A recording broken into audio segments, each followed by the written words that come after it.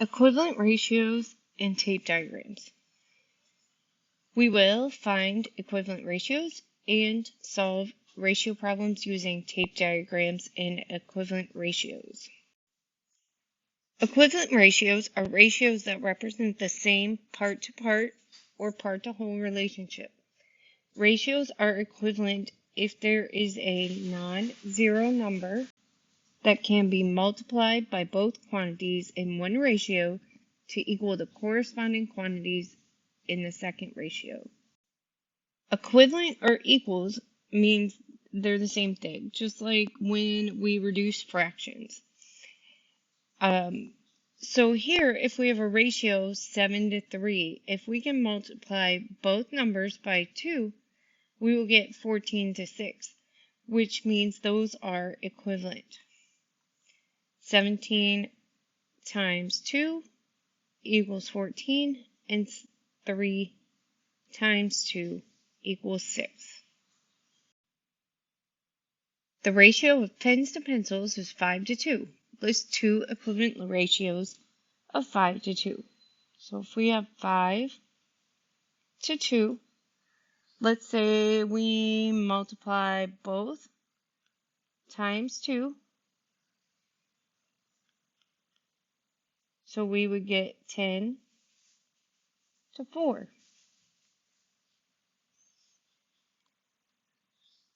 We can start with 5 to 2 again, and let's just make it easy and multiply by 3, both numbers by 3. And I have 15 to 6. Tape diagrams illustrate number relationships by using rectangles to represent ratio parts. So here we have flour and sugar, and we have 2 parts sugar to 3 parts flour. So the ratio of sugar to flour, remember order matters, so we write sugar first, is 2 to 3. Tape diagrams can be used to model ratio relationships and help solve ratio problems. The local bakery sells muffins in variety packs of blueberry, pumpkin, and bran muffins. They always sell the muffins in the ratio of 3 blueberry muffins, 2 pumpkin muffins, and 1 bran muffin. Draw a tape diagram to model the situation. So blueberry we have 2, blueberry we have 3, pumpkin we have 2, and bran we have 1. We could write this as a ratio of 3 to 2 to 1. Suppose you purchase an 18-pack of muffins. How many blueberry, pumpkin, and bran muffins will you purchase? So we need to add the same amount of quantities. So for blueberry, we want to add 3 at a time. For pumpkin, we're going to want to add 2 at a time.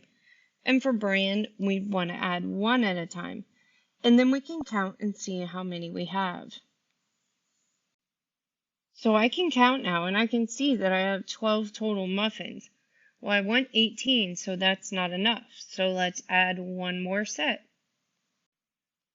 That is a total of 18 muffins. So how many blueberry? It would be 9, 6, and 3.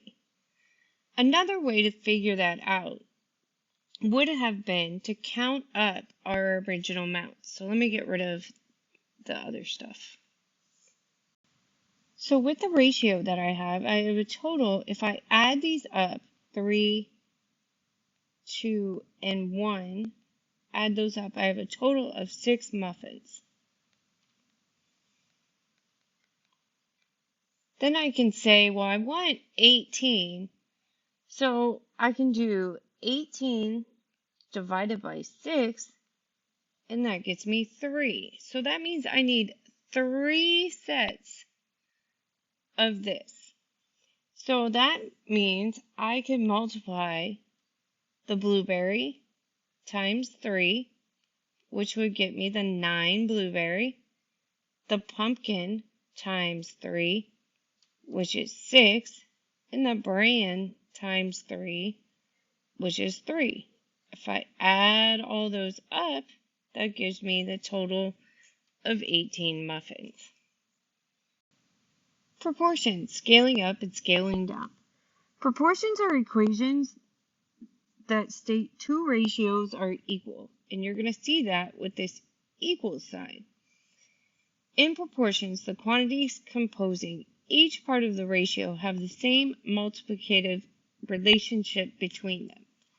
So this is very similar to our type diagrams where we said if we can make equivalent ratios by multiplying by the same number. So here I can take the 4 and multiply it by the 4 and get 16.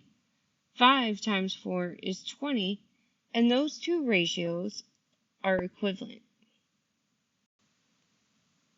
So when going on a study trip at YMS, the ratio of students to adults must be 12 to 1. If there are 96 students going on the study trip, how many adults must attend? So our ratio has to be 12 to 1. And I need that equal, so we have students on top,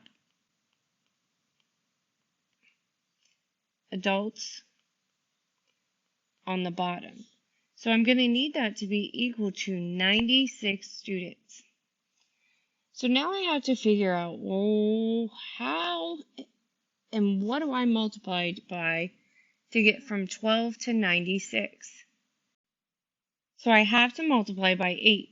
So that means down here for adults, I also need to multiply by 8.